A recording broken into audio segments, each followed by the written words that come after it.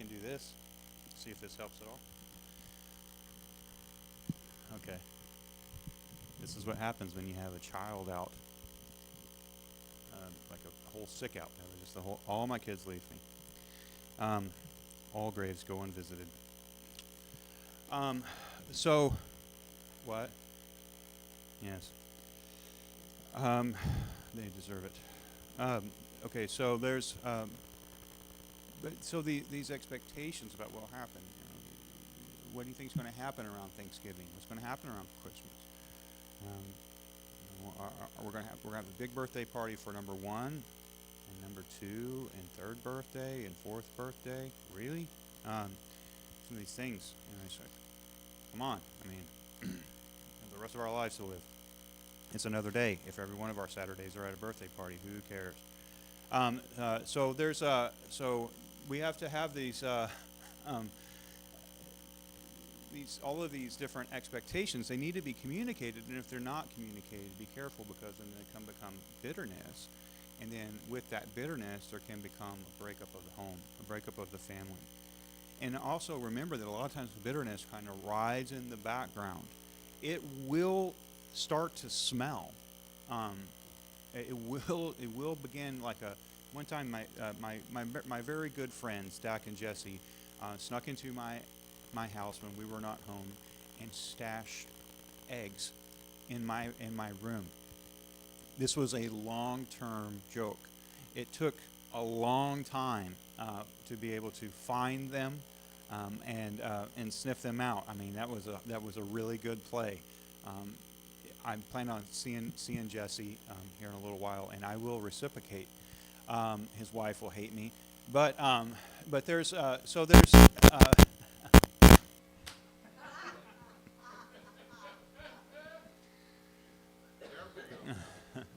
what if I just take this one off?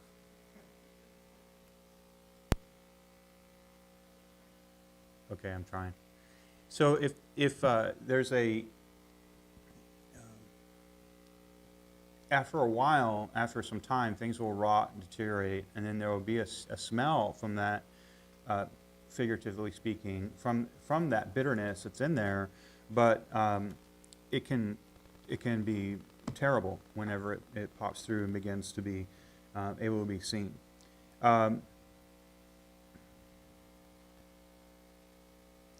We can lose witness. The bitterness that takes root in us can lose witness. Consider that Naomi's daughters-in-law were not. It took some time, but they weren't immediately following the true God. They weren't immediately doing the right things.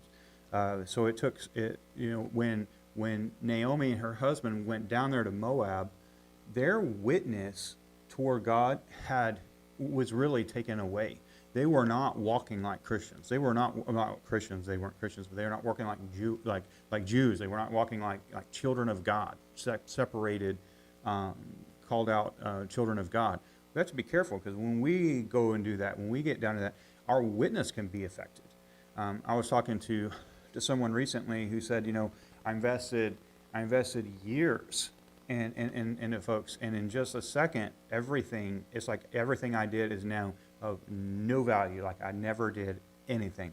And you have to be careful, because your witness can evaporate overnight, and then everything that you ever thought that you witnessed in truth, and maybe even if you did, will all be questioned from that point forward, regardless if prior you had been true. Now then you're back at square zero, or maybe even at a negative square, and you're trying to rebuild a testimony. It will take longer and more work to rebuild a testimony than it ever took to get it to built in the first place. And it could take a lifetime to build a testimony, and it can be destroyed in a second. Lonely. Bitterness, when bitterness begins to grow, it creates loneliness, turning friends away. We have to be careful when we begin to get lonely, and then you can begin to lash out at people who maybe are trying to be friends toward you, but because you're hurt in some other way, then you can become isolated, and you'll even separate from people who are trying to build bridges into you and trying to help you. So it can become a very lonely place. Notice that Naomi accused God of injustice. She said, the Almighty hath dealt bitterly with me. It wasn't God who had dealt with Naomi in this way. Naomi had made her choices, and her choices had led to this. It wasn't what God did. Now, had God allowed this? Yes, it had across his desk. God had allowed this. I suppose that God could have broken, their legs or something and, had them not to be able to go. But that's not God's way. It's not how God operates. I also had a big disagreement with a teacher this week talking about our country and the fact that it's legal in our country to worship a false god or even witchcraft. Yes, and he says, well, it's not in the Bible that way. God would never approve of someone practicing witchcraft. Well, of course not. God wouldn't do that. But neither would God condone forcing people to worship him. He's not in 100 miles of that either. So he does want people to be able to choose him by their own free will and be free to be able to do that. That is godly. And so that's not a fallacy, not a failure on our founders' behalf. That is a triumph in our founders' behalf, as far as I'm concerned. And no, they weren't all Christian men. In fact, you could make an argument that maybe none of them were, but they were. But they did set up the opportunity for us to be, and so that's an important thing.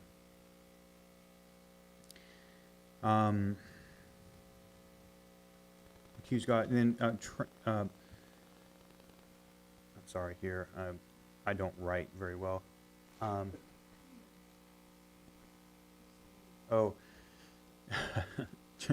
It transformed her countenance. I don't know if it's my penmanship or just my spelling. Countenance is that word. Whenever someone is bitter, it can actually impact how they look, how their face is setting, how their shoulders are setting. Are they stooped?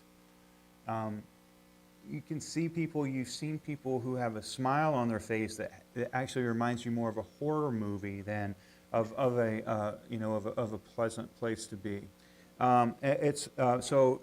Bitterness can transform even the way that you look and the way that you're carrying yourself. And this had certainly happened to Naomi, and she was transformed in this way. And then it also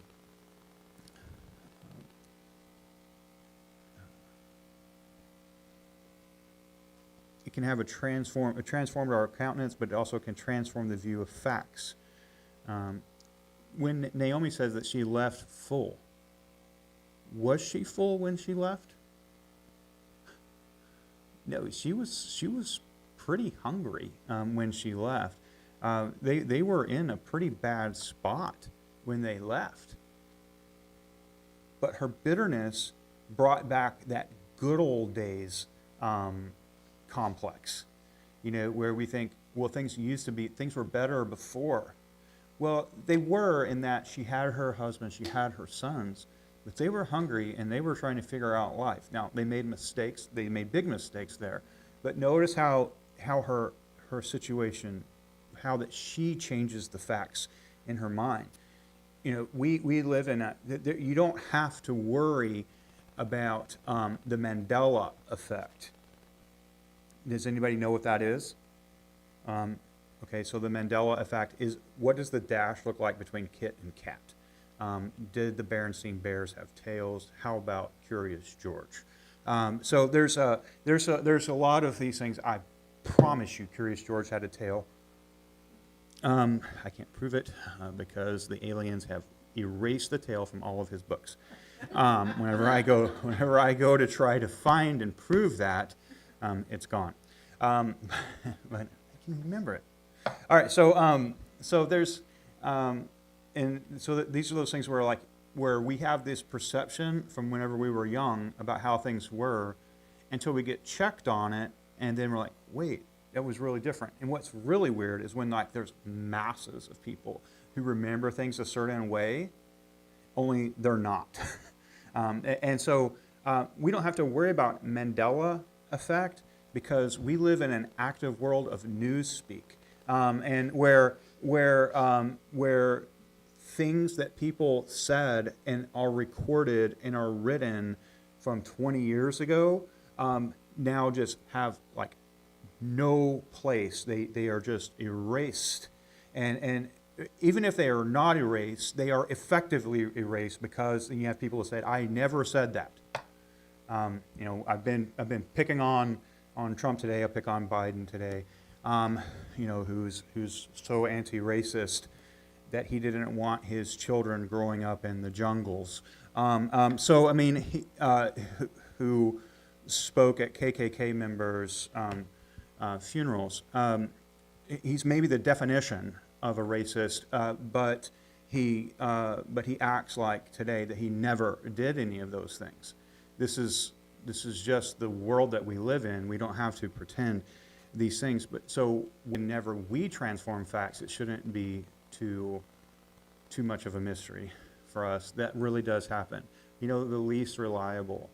Maybe the least reliable witnesses are eyewitnesses. Eyewitnesses are not all that reliable at all. It takes a collection of witnesses viewing a certain event to try to put together the true facts of an event. And we know today that seeing it on video doesn't make it so. Hearing it on audio doesn't make it so. Having a picture of it doesn't make it so. If you brought me a video of Bigfoot, I still wouldn't believe it. Okay. Now my dad, on the other hand, he's an eyewitness, so he's not reliable either. So there's, sorry, Michael, but there's okay. So there's some of those things where people are just like, I just have to experience it myself, and I'd be down for that. I'd be down for that, experiencing it myself. But there's a you see what we're saying, because we are so jaded by the stuff that we see and hear on video, unless we were seeing it on our own eyes. Now, I was telling someone this, even seeing it on my own eyes, I don't know what I'm seeing sometimes. I saw a couple of months ago, I watched a light in the sky do some stuff that lights in the sky don't do. And I have no idea what that was. Like, was that Elon Musk flying around over my house? Or what in the world was going on? I have no idea. Maybe the neighbors got a drone. I don't know what was going on. But so seeing some stuff doesn't even make it true. Yes, Jeannie?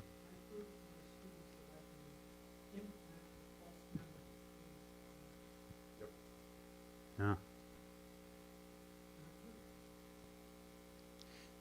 The one that I've known, it says a man left home running. He ran a while and turned left. He ran a little while and turned left. He ran a little while further, returning home, and was met with two masked men. Who were the masked men, and why was he running from home? Yeah, it's a baseball game. But if you don't know the, if you don't know the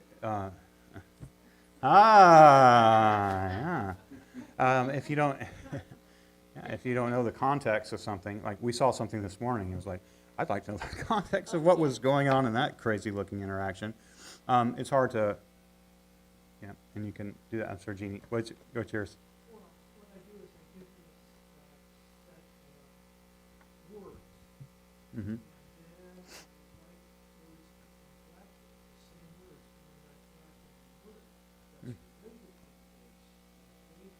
Mm. 80 to 90% of students say they Oh. Yeah. Did they make an You never assumption? said it. Yeah. So with that said, thank you, because then what does that mean? How do we have to treat, especially whenever we become bitter? Our emotional things and the things that are very personal to us, that we are carrying around in our backpacks, and that we have to be careful, because very often those things are not exactly true. Are there components of truth there? Yes, but we have nurtured them in some way. They've grown. And they color what you now see. Yes. Yes. What Naomi is coming back saying, she is stating this as fact. And when she's looking at her former friends and family that have come to meet her, she's looking at them through that lens. So then, why is pride such an important thing to deal with in our life? If we have bitterness and pride, you see, it's devastating. Yeah. We couldn't, if we're so prideful that we can't let go of our bitterness, or so prideful to think that maybe that what we are carrying around might not be exactly true or exactly the way that things went. But he hurt my feelings, or she really. But see there, but that's down in that, and over time, that root has grown and changed and evolved, and it's become something that it wasn't at the beginning. Was it hurtful at the beginning? Yes. Was it maybe as big as what you were making out to be? Possibly not. We have to be careful. And that's not to minimize everything that ever happens. Sometimes really big, bad, ugly things happen, right? Really, really, really, really. But if we let that become bitterness down into our heart, as big and bad and ugly as it ever was, it'll still get bigger and badder and grosser and worser. Dinosaurs laid big eggs. Okay, so I mean, so you just have to think about big things make even bigger things, and little things. Sequoia is a little seed, but left to grow over a long period of time, it becomes a giant, the biggest things in the world. So we have to be careful of those things. She says she came back empty, and she was feeling pretty empty. But she brought back with her one of the most important characters in history. In history. Ruth is one of the most important human beings to ever walk this earth. Unequivocally. And so if she's empty, she feels that she's not seeing the blessings that she has.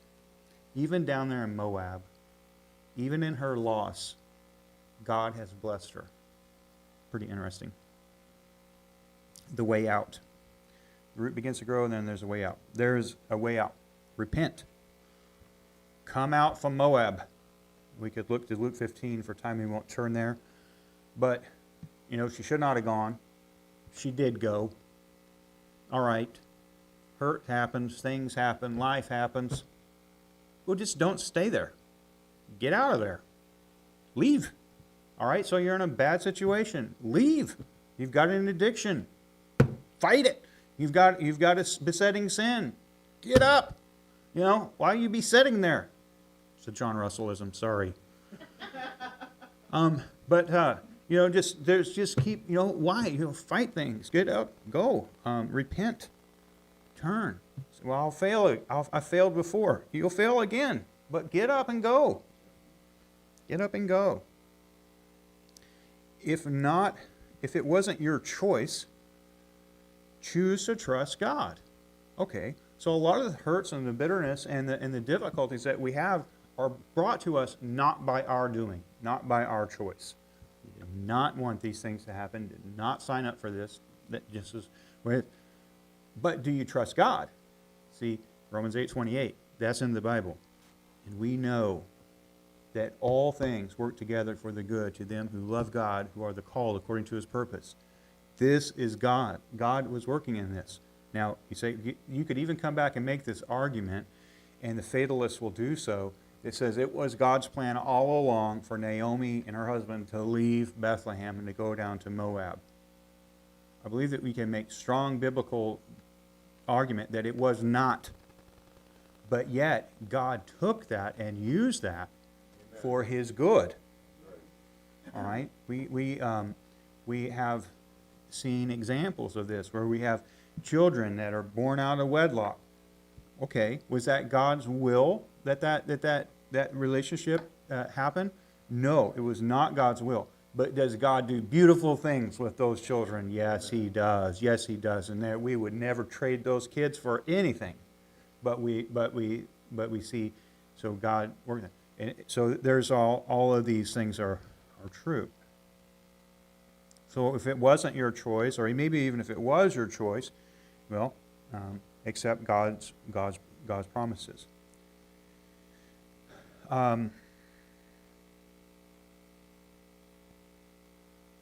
Let's see here. Get my eyes to work again. Renewed focus, and let's see here. Some sort of hieroglyphic here.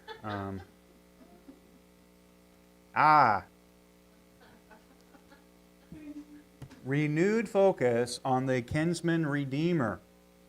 So in the Ruth story, the main character is Ruth, but it's Boaz. See, Boaz is a picture of Jesus Christ. He's the kinsman redeemer. Ruth is a picture of the church and the restoration of Israel. So it kind of bleeds both. But there's this picture of Jesus and this restoration, because the whole Bible is about reconciliation. The whole Bible is about reconciliation. And so we're seeing reconciliation happen here. Boaz is a picture of Jesus who redeems.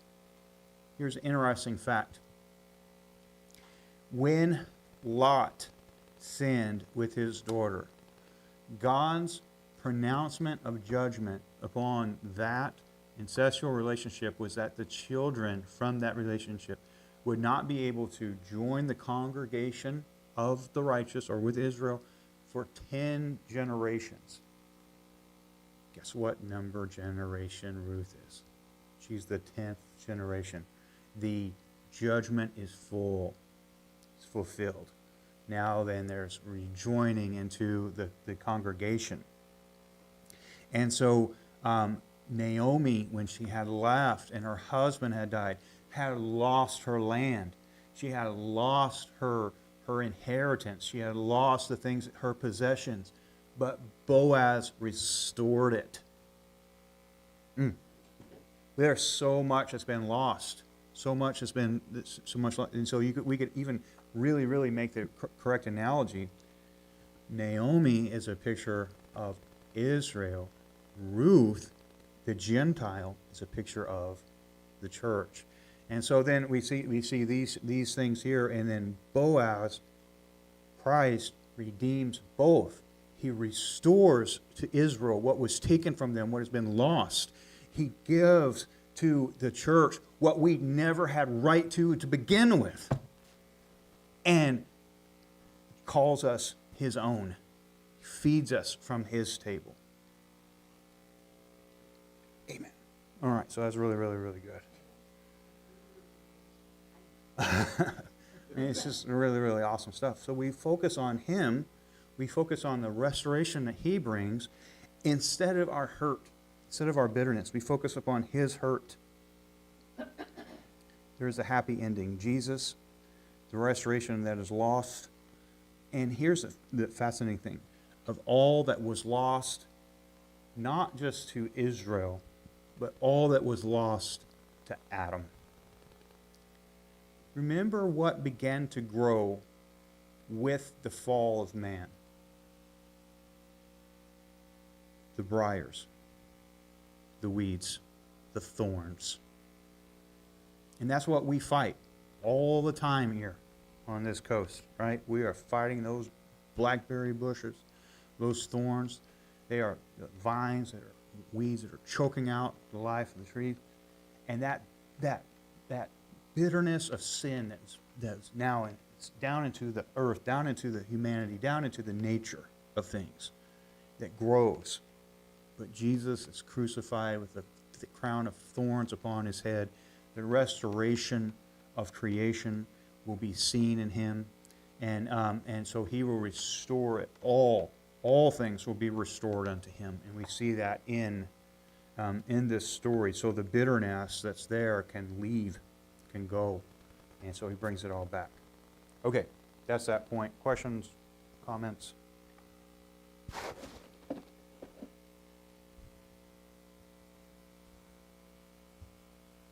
Sophia, you got all that? I mean, theologically, do you understand the sacerdotal implications of this analogy? Okay.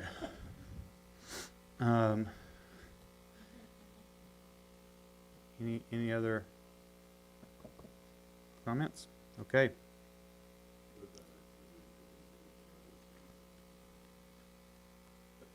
Yeah. The bitterness is bad. I think that bitterness may have more to do with like church fights and church breakups than any of the other particular things that we could go and pick on. Because these. Bitterness is looking for an opening to come out, Mm-hmm. and guess what? Once it happens, then it explodes. Yep. Yep. It'll just.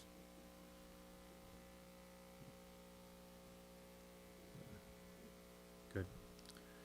All right, we'll dismiss from this bit. Yeah, we stopped this one.